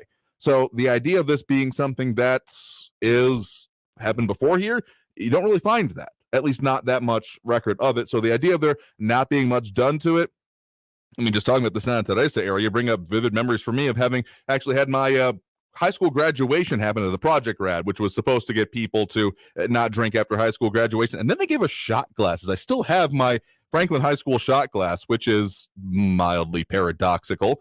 And no, did not use at the time for alcohol, but have definitely used since, because, well, I have it as a shot glass and it still makes me laugh a little bit. But that has how much, of course, you've gone up to the Santa Teresa Country Club area anymore. It's, well, not exactly a thing anymore. It has been left very fallow. So that area in general, yeah, I've had a lot of emotions about, but specifically when you're talking about the changes to immigration and the issues that have been, among other things, reported on by, well, as Stephanie has cited and our news partners, yeah, it's a concern and it's definitely an issue here. So yeah, I got to say, for lack of a better specific thing, I mean, yes, I do feel there's more that could be coming out of this administration. I felt like I've shouted till I'm blue in the face, try not to shout on this show, kind of, about there needing to be a plan, particularly for ending Title 42 and us not really having one. Yeah, that's a well-worn soapbox for me, but I think at least people voting and not even just waiting until it's bad enough that they're ticked off to vote. I think that's the real trick of the thing that we haven't quite conquered in this area. So to a lot of things you're mentioning there, yeah, that's just a few of the things that come to mind here. But I tell you what, we got to take that next break right now to overdue for that next one. So thanks for the point in the call. I do appreciate it. We're going to take more calls on the line, more comments, more everything that we do throughout the rest of this hour here on Talk El Paso, airing live on News Radio 690 KTSM. I am your host, Andrew J. Polk. That number to call, 915-544-5876, 544 KTSM. Back after this break with more Talk El Paso here on News Radio 690 KTSM.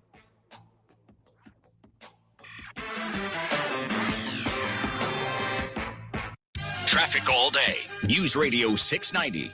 We got two crashes on the Gateway Boulevard westbound right now. Westbound at Hawkins, that crash has blocked the right lane. Expect delays. Gateway West at Westmoreland Drive, another injury accident. Northeast part of the valley, Liberty Expressway eastbound at the Loop, a stalled vehicle blocking the left shoulder. You can expect a backup there. And George Dieter northbound at Penndale Road. Police still on the scene of a crash there. Kerry Edwards, El Paso traffic. While the world bickers over why prices are so high, you drift on over to your happy place. We've got your shot at $1,000 with Inflation Vacation. Listen every hour from 9 a.m. through 5 p.m. weekdays for your chance to win $1,000. Bank for Your Tank is brought to you by the El Paso Zoo Society. Take a rock on the wild side. Rock and Roar Music Festival, July 2nd at the El Paso Zoo. 2 music stages, a silent disco, arcade games, and so much more. Get tickets at elpasozooSociety.org. This report is sponsored by Liberty Mutual Insurance, where you only pay for what you need. Liberty. Nobody should have to pay for one-size-fits-all insurance coverage. Liberty Mutual customizes your car and home insurance so you only pay for what you need. Liberty, liberty, liberty, liberty. If you're 45 or older, this message could save your life. Health experts now recommend starting regular colorectal cancer screening at age 45. Colorectal cancer is a leading cause of cancer death, but it's preventable through regular screening. There are more screening options than ever before, including at-home tests. You've got the guts to prevent colorectal cancer. Talk to your doctor about your options and visit cdc.gov/screen4life for more information. When it comes to shopping for windows and doors, we've done the research for you and only carry the best. Choose Milgard at the Window Depot. The pros at the Window Depot are here to help with an array of choices from Milgard. Everything from in-stock windows and doors to custom orders. Milgard offers vinyl, fiberglass, and aluminum products built to your specifications. Visit thewindowdepot.com to find a location near you. That's thewindowdepot.com. Our stores are open Monday through Saturday, but we also offer online ordering and no-contact delivery. The Window Depot, Arizona's largest supplier of Milgard windows. Research shows listeners don't like it when ads interrupt their music. So to help you remember that Liberty Mutual customizes home insurance, we made this ad optional. If you want to skip this ad, remove your left earphone. Liberty Mutual customizes home insurance so you only pay for what you need. If you're missing this informative ad, you must love wasting your cash. It's the easy and smart way to save. Now it's all been said, so if that earphone was out, put it back in your head. Only pay for what you need at libertymutual.com. Liberty, liberty, liberty, liberty. If you have a small business, Staples has your sign. Banners for my bakery? Staples has your sign. Oh, posters for my new pet store. Floor decals for a pharmacy. Every day, Staples associates help every kind of small business create bold signs to make big impressions. And now get $10 off custom signs, banners, and posters when you spend $50 or more. This is your sign, so print it big at Staples. N72. Visit staplesconnect.com/thisisyoursign for details. News Radio 690 KTSM. Live from the KTSM AM 690 studios, it's Talk El Paso with Andrew J. Polk. To be a part of the show, call 915-544-KTSM or follow on Facebook at facebook.com/Talk El Paso. Now here's your host, Andrew J. Polk. Thank you all so very much for joining us here for Talk El Paso, airing live on News Radio 690 KTSM. I'm your host, Andrew J. Polk. Thank you for tuning in, however you may be doing so. A lot of ways to interact with the show. We, of course, have that phone line open, available right now. Not quite full up, but that number to call, 915-544-5876, 544-KTSM. If you want to get on the line that way. A lot of comments coming in over on the social media, Facebook, YouTube, Twitter, and Twitch. TV, either under Talk El Paso or Andrew J. Polk, depending on the platform here. Kevin Williams, Richard Lewis, RJ, Kathy Codry, Maria Coleman, Marky Mendingo, and more tuning in, chiming in, also dropping those reacts. We appreciate Ron Stanwyck, Robbie Flores, Monica Cervantes, Calvin Williams, and Flaco Jimenez. Calvin saying that when he got a lighter from the Army when they were pushing for a smoke-free Army, always thought that was funny. Yeah, I get maybe a slightly different order of magnitude than giving a shot glass to an 18-year-old, but hey, the poor decisions can abound here. I'm not blowing smoke on anyone, but seriously, that just it tickles me to this day that happened. But some more of the conversation coming in. Maria Coleman saying that I agree that El Paso needs more healthcare options, but I do not agree that the homeowner foots the bill. There's also no coincidence that UMC is trying to circumvent public vote. Their proposal is well known to the administration. This plan didn't happen overnight. Why can't there be an element of private, state, or federal funding? Residents over 65 do not have this portion of their property taxes frozen. It will be a burden on those you say would benefit from this project. And Calvin Williams saying in response to that, see, when you say you are wrong when you say it will be a burden, when they get sick from the stress of how to pay for bills or food, then they will benefit. A little bit cynical there, but not necessarily out of line here. Marky Mendingo also saying that UMC is going to hose us again. They knew the Children's Hospital would lose money, and they still passed the bond on to us. Providence Children's Hospital was never even fully packed with sick kids, but they still did it. They do serve kids from Juarez, and Providence doesn't. Valenti left with a golden parachute. Escobar helped with that when she was on the council, in a phrase I am not going to say there, but you can see for yourself over online. And also saying he wants a raise after having to get a booster at work. Didn't have to do that requirement, but I'm with you on the raise idea here. So a lot of conversation going on about this, those elements that we are talking about here. And of course, we did have the link put up to Estefania for her Facebook page, primarily, if you want to message her over there with any ideas or other things to look at and investigate. Though, of course, you can get to her on Twitter and all those other ways. So that's just some of the things going on and that we're talking about, also focusing on that vote. Slight, clarification to make. There was a vote in the Senate. It's not the final vote in the Senate. It was a cloture vote, basically getting it past that, the filibuster. So it technically could be different than the 64 total favor votes for the, gun control bill that is being proposed from there, or I guess adjacent ones, depending on who you ask. It does indeed involve red flag things, but I think the line that is being seized on, particularly for those on the conservative side of the aisle that have voted in favor of it or plan to do so, is the idea that it does not affect any current gun owner rights, which is, I'm sure that line will come under some further investigation as we get further into this whole process. But no, it has not gone out of the Senate yet, but it probably will be here pretty soon with Chuck Schumer, of course, a Democrat and a Senate Majority Leader, saying that he plans to have the votes essentially post-haste. But that's just one of the things we're talking about here today, along with UMC and just all the other situations. So let's go back to those phone lines right now. Again, that number to call, 915-544-5876, 544-KTSM. We have Raul in the Northeast on the line with us right now. Raul, thanks for joining us.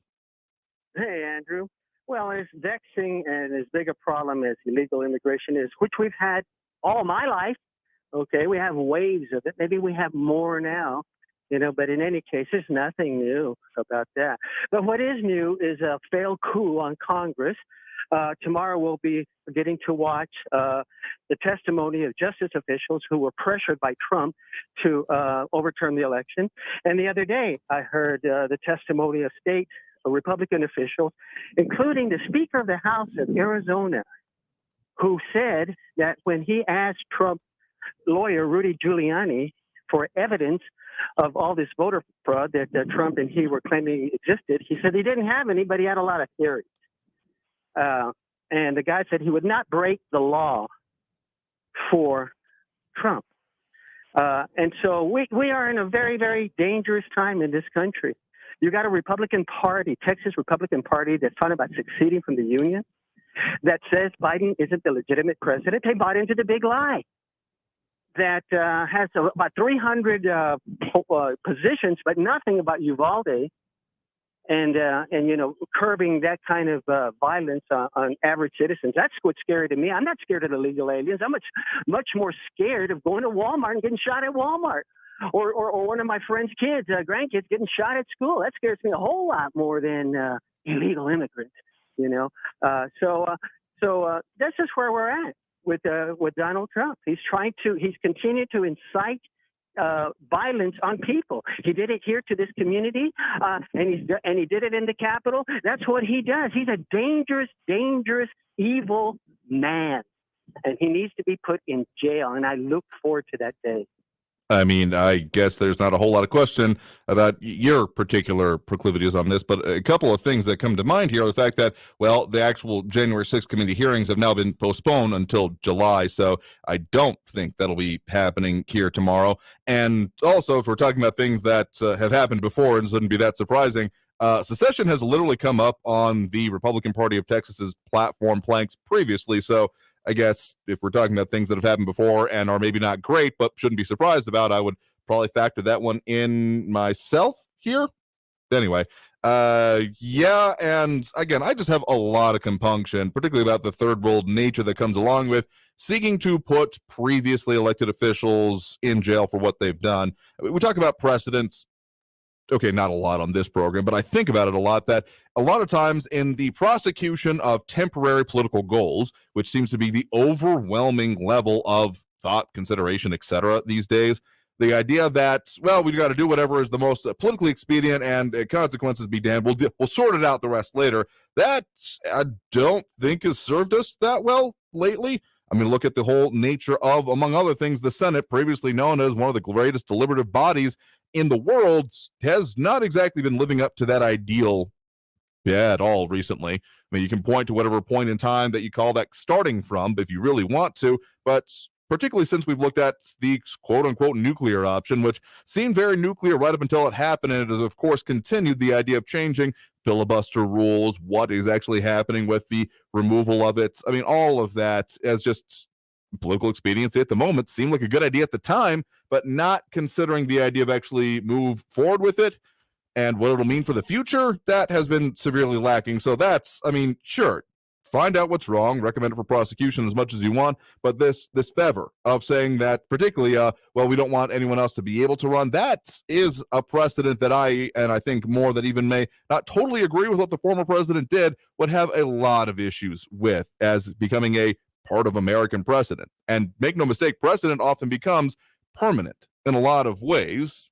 I know precedent has been talked a lot about when it comes to, the Supreme Court, and I know Roe v. Wade, another situation, but the idea of removing precedent there has had its own serious level of debate and agreement. So just saying that just because it's not totally written in law doesn't mean that there aren't standards that should probably be considered here. So thank you for the point in the call, even if I find myself disagreeing with you here again. But let's get to at least one more call before we hit that next break here. We do have Frankie and Messia here on the line here. Frankie, thanks for joining us.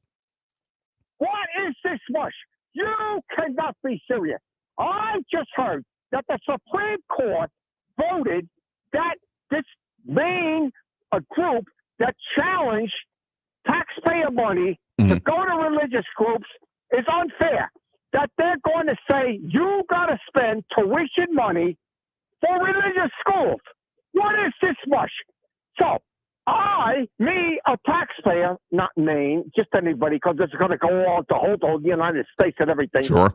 So what's that supposed to mean? You're supposed to go spend your taxpayer dollars to a religious school who's going to teach their kids that the sun revolves around the earth, or the earth is flat, or the one I really love is that humans and dinosaurs existed thousands of years ago, 6,000 years ago. What kind of stupid mush is this kind of?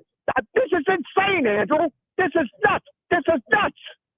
I mean, I'm not saying I totally agree with any of the possibilities you posit there, though I think most of them probably won't go quite that far. What this very obviously is, to me anyway, is an offshoot of the entire school choice, charter school, school vouchers issue that's been going on for a while. For those that weren't paying attention to the issue, the statement that was made during the last administration, I can't remember if it was Trump himself or, say, the Department of Education head that he had, the idea that school choice would be the new civil rights issue, that may have come out for left field for those that weren't paying attention to this issue, may not have made sense for them, but this has been a very serious issue for a lot, pushing particularly within the conservative movement for a while here. So I'm not saying that some of what you're positing there is possible won't happen. I mean, there are literally creationist theme parks out there with humans riding dinosaurs that I have my level of just realistic disagreement with, but the idea that all of it's, I guess I do have concerns when it comes to particularly the Establishment Clause of the First Amendment, but I think that's particularly if we're looking at what this might mean for schools and for people who have been always locked into it. I think there's pros and cons to be looked at. How this actually implemented is what I'm more interested in, because given the makeup of the court and the fact that we don't have any obvious retirees coming up before too long here, I don't expect that this will be changed anytime soon in just reality. So the actual implementation, and particularly I think it was 35 states was the number, 30 some odd states that have actually specific clauses in their state constitutions that will now be overridden by this. How they respond to it will be probably part of the more effective and interesting parts to look at here. I am sure Texas will be very much going along with, I think it already essentially had their own state level propositions close to this, if not exactly what the Supreme Court has done with this decision you mentioned. Well, let me say, everything you say again is just spot on. You are such an erudite individual. But I will say this, for as long as I've lived on this planet, religion, all kinds of religion, have caused more problems in all of society than any other thing you could think about. I don't care war. I don't care anything. Diseases, nothing.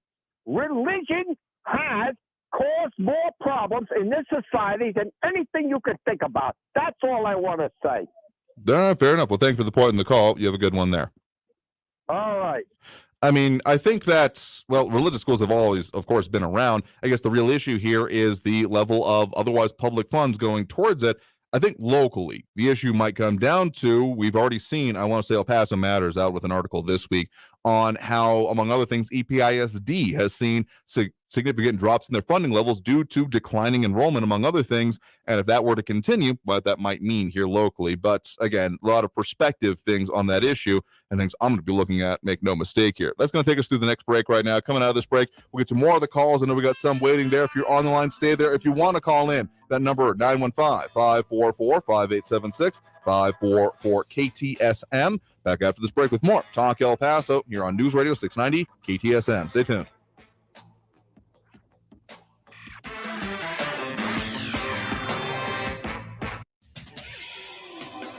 El Paso's News Radio 690 KTSM.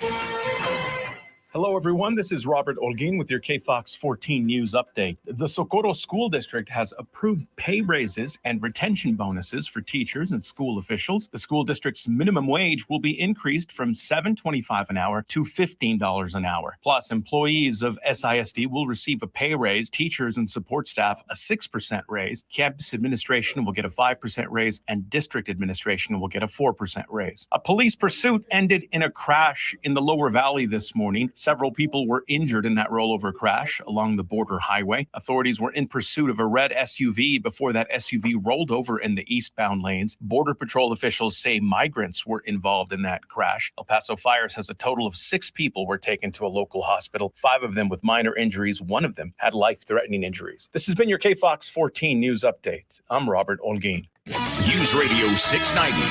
Traffic all day.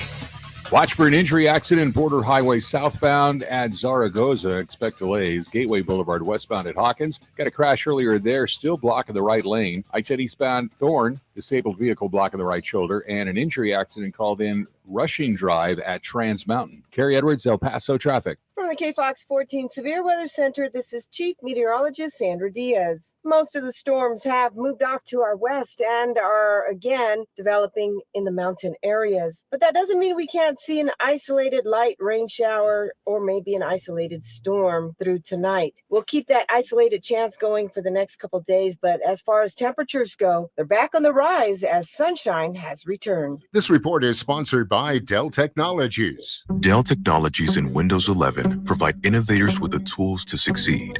To do more with the Latitude laptop, Dell Technologies recommends Windows 11 Pro for Business. For advice and expertise, call a Dell Technologies advisor at 877-ASK-DELL. Hey El Paso, Ivan Ochoa, General Manager of Sunland Park Chrysler Dodge Jeep Ram Fiat. We make car buying fast, fun, and easy. And due to high demand, we need trades. So we'll do whatever it takes to get you out of your old vehicle into a new car, truck, or SUV today.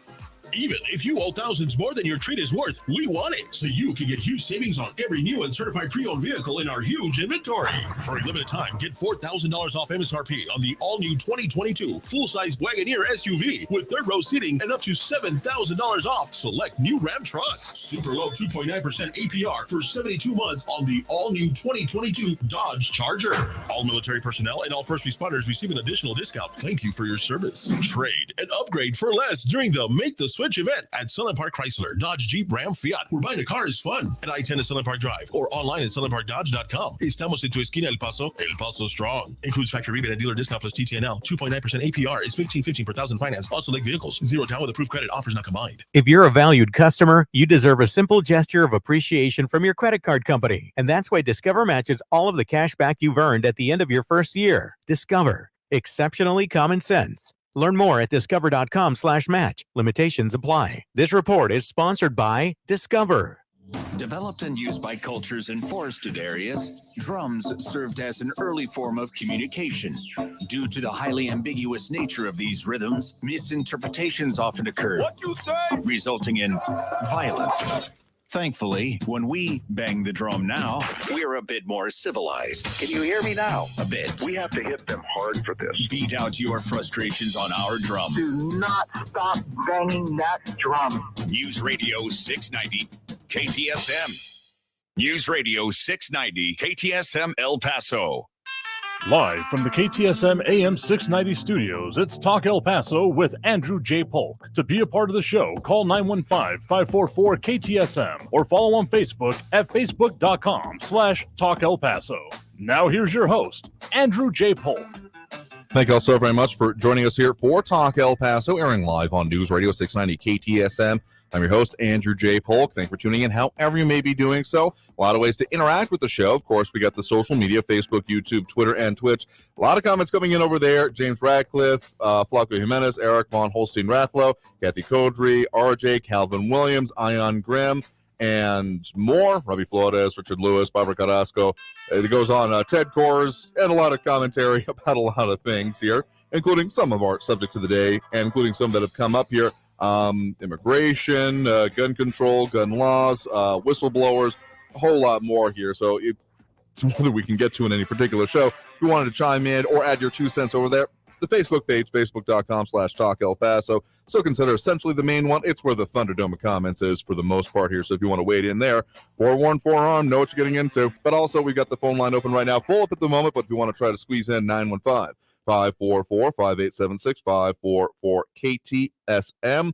At least one of the ideas about voting, saying that we can if we can vote all we want, but if there's fraud as a part of it, okay, that's the part where I guess I have the most issue. The idea that, well, nothing matters anyway.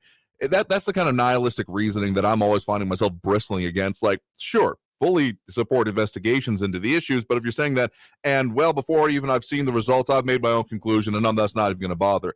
I've even had people made arguments to me that, well, voting doesn't matter anyway, and you know what? Academically, sure, there might be a level of reasoning to it, but almost the act of voting itself is significant in a variety of ways beyond just literally who you end up casting the ballot for. It also shows that you're paying attention. So I'm never going to get off that soapbox, just to be perfectly honest with you. If you haven't guessed by now, and so anything that comes down to it, well, I'm not even going to bother because there's no point, that's destructive reasoning, practically, because it leads to a why bother, why do anything, and just nihilism almost at its worst here when it comes to public life. Anyway, not meaning to rag on you, but anytime I see that, I bristle at it, and I can't help it. But let's go to those phone lines right now. Again, 915-544-5876-544-KTSM. We do have Andrew on the west side with us right now. Andrew, thanks for joining us. Yes, thank you, Andrew. One of the things that this new gun control bill does put into law, it does allocate something like $300 million for school safety and training. Mm-hmm. Yep. Yes. Which I think that it's about time. However, I think it's far too little, since we've already allocated $30 billion to keep Ukraine safe. I think 40 billion last check, or like 45 billion, closer to, but many billions. Yes, fully agree with you there. Yes.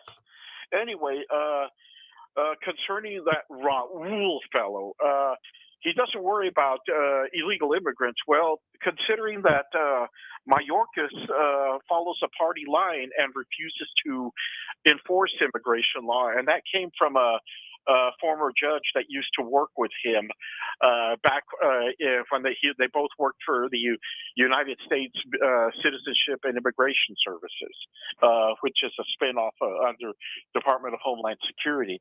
But yeah, Mayorkas says he will enforce immigration law. The question is when.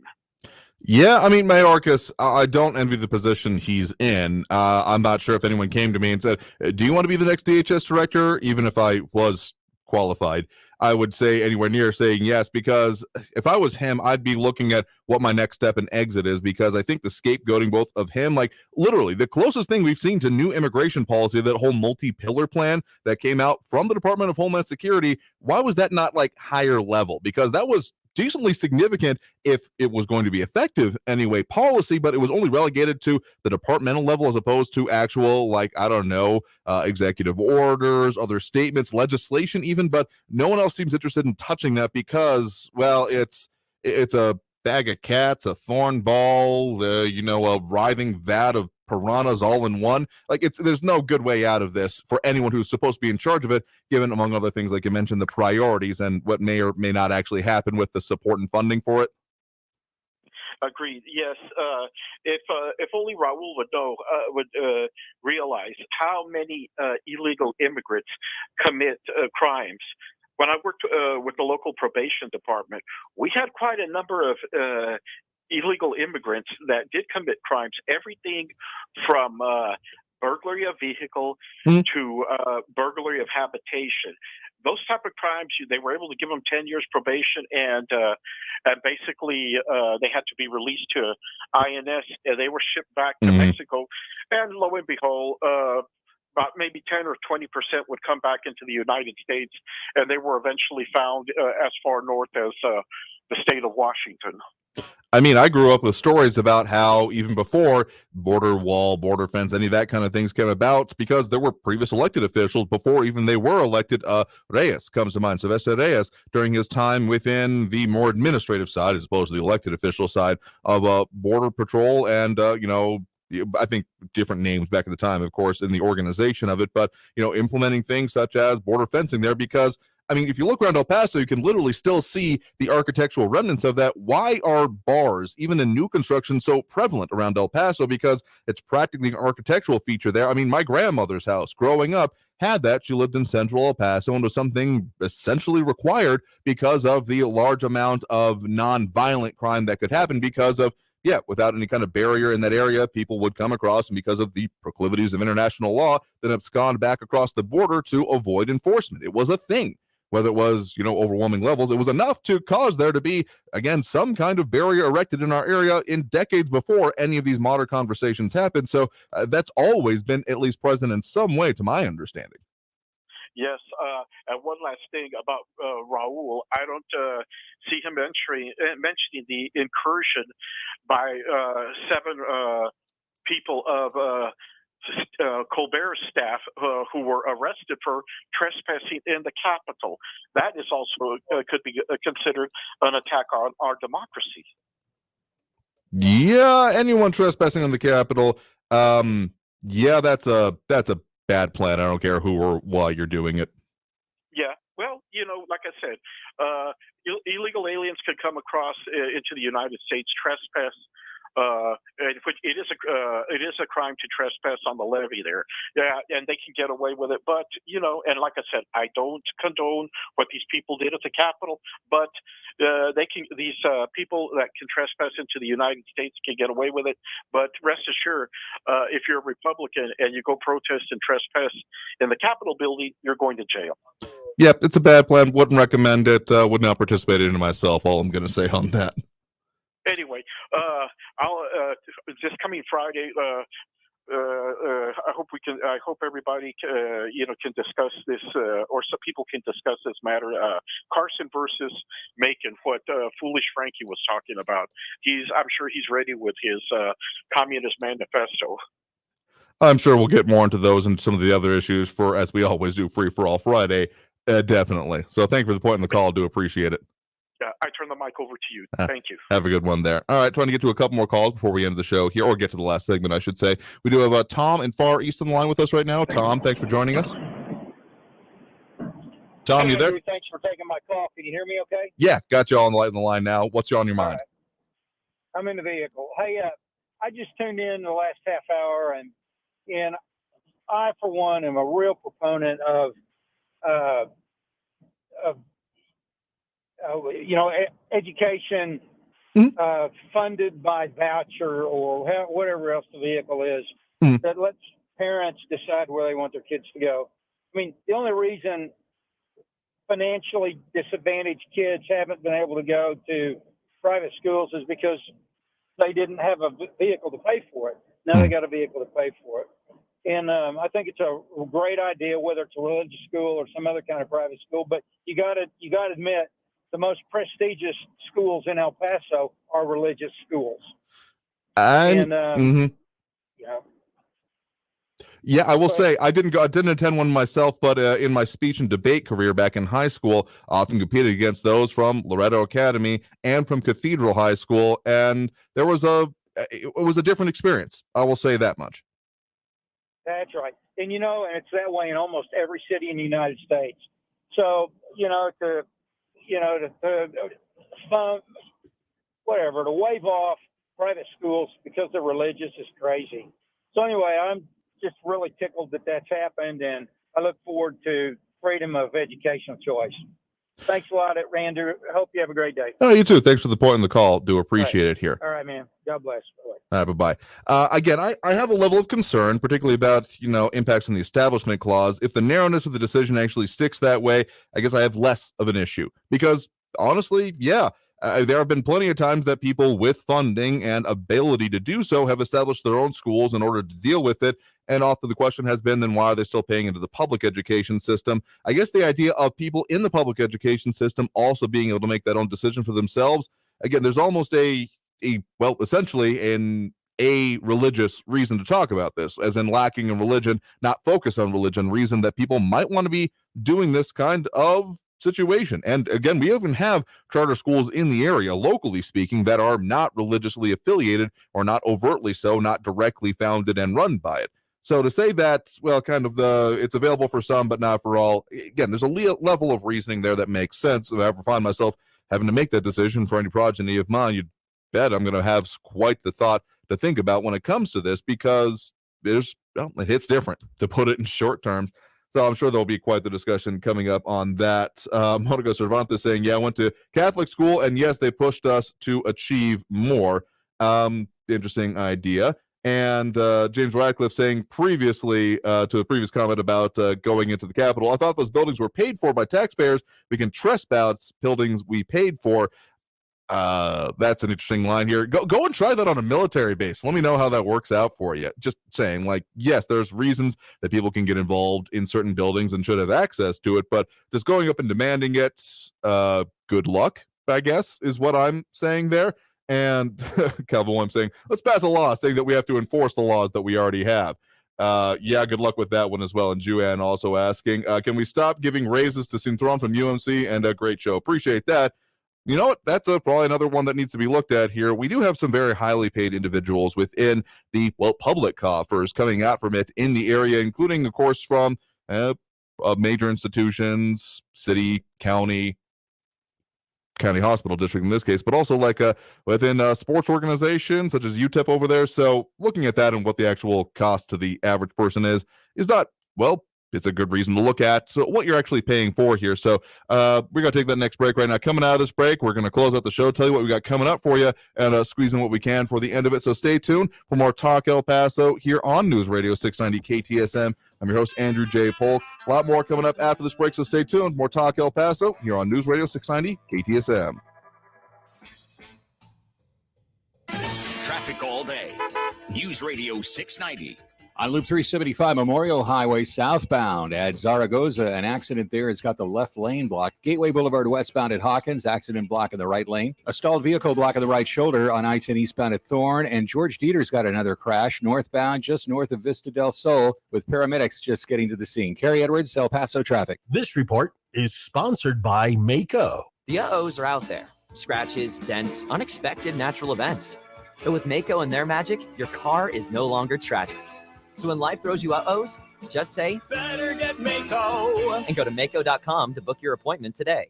New on Curiosity Stream. With my infrared drone, I can see what others can't. Drone pilot Doug Thron uses his bird's eye view for the ultimate good, saving animals from desperate situations around the globe. Join the rescue effort on a new season of Doug to the Rescue. And we captured the Confederate steamboat. We're taking the ship to freedom. An enslaved crew, a stolen vessel, and a Civil War dash to salvation on impossible escapes. Watch now on Curiosity Stream. Annual plans are $20, just $1.67 a month. Visit curiositystream.com. Maybe you've had to put off a health appointment or two during the COVID-19 pandemic. But if you're 45 or older, there's one test you shouldn't put off any longer. Regular screening for colorectal cancer. Colorectal cancer is a leading cancer killer, but it can be prevented with regular screening starting at 45. There are more screening options than ever before, including at-home tests. It takes guts to put your health first. Ask your doctor about your options today. Visit cdc.gov/screening4life for more information. Research shows listeners don't like it when ads interrupt their music. So to help you remember that Liberty Mutual customizes home insurance, we made this ad optional. If you want to skip this ad, remove your left earphone.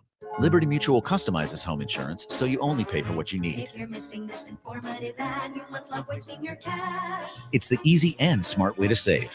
Now it's all been said, so if that your phone was out, put it back in your head. Only pay for what you need at libertymutual.com. Liberty, liberty, liberty, liberty. If you have a small business, Staples has your sign. Banners for my bakery? Staples has your sign. Oh, posters for my new pet store. Floor decals for a pharmacy. Every day, Staples associates help every kind of small business create bold signs to make big impressions. And now get $10 off custom signs, banners, and posters when you spend $50 or more. This is your sign, so print it big at Staples.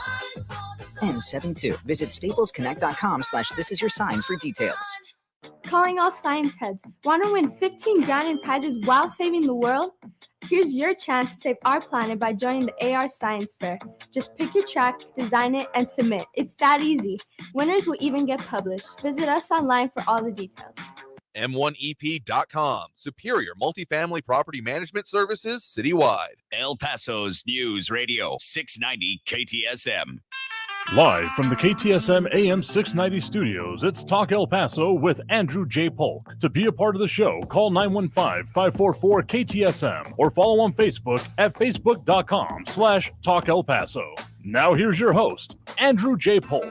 Thank you all so very much for having joined us here for Talk El Paso. I've been your host, Andrew J. Polk. A couple of things I want to tell you about coming up for you. Working on a couple of things in terms of more topics for you all, including what's going on with the local food supply and the food banks in the area. You know, we've talked and checked in on that more than a couple of times. So what's the current situation?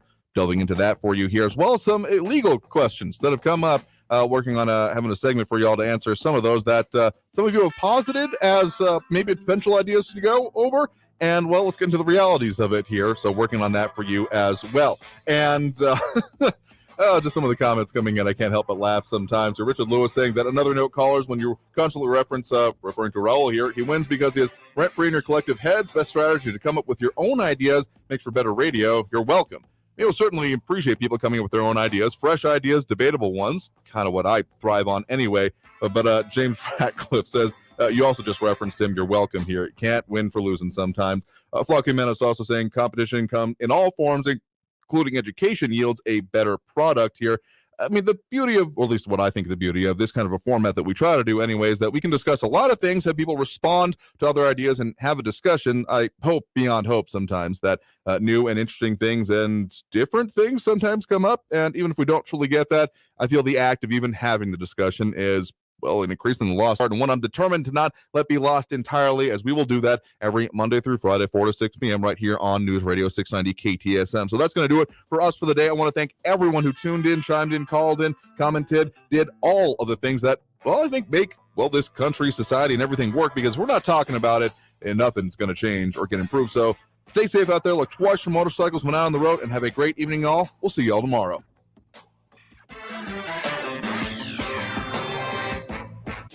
Traffic all day. News Radio 690. There's a crash still causing some slow traffic in the Low Valley Border Highway southbound at Zaragoza. An accident there is still blocking the left lane. Gateway Boulevard westbound at Hawkins. A crash is blocking the right lane still. Expect delays. I-10 westbound at Airway. A stalled vehicle blocking the right shoulder. And an injury accident Montana Avenue eastbound at Yarborough. Take Edgemere or Lee Trevino as your alternates. Carrie Edwards, El Paso traffic.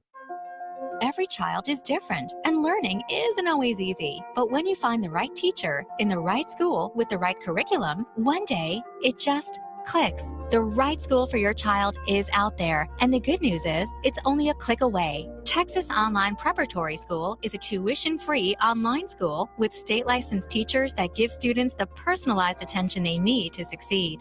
K12.com/Texas Online, where education clicks. The El Paso Community Foundation supports the causes you feel passionate about here in the Borderland, whether it's education, social services, arts and culture, the environment, health, or economic development. The El Paso Community Foundation has been promoting philanthropy and progress in our hometown region for more than 45 years.